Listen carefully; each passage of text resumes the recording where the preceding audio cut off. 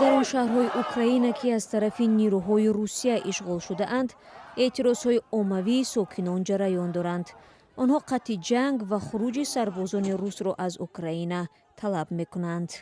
рӯзи якшанбеи 20 март эътирозҳо дар шаҳрҳои Херсон, Каховка, Бердянск ва дигар минтақаҳо баргузор шуданд. аз ҷумла дар шаҳри Энергодар тазоҳургарон талаб намуданд ки муовини раиси шаҳр Иван Самойдюк раҳо гардад. тибқи гузоришҳои расида, ӯро сарбозони рус рабуданд.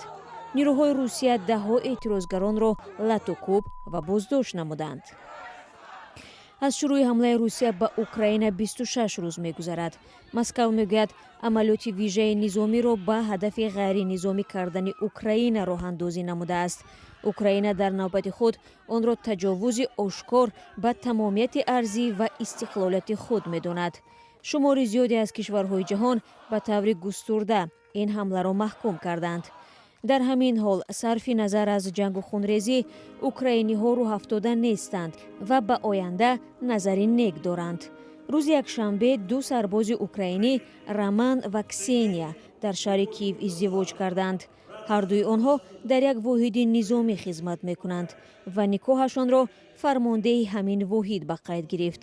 дар поёни тӯи арӯсӣ суруди миллии Украина садо дод.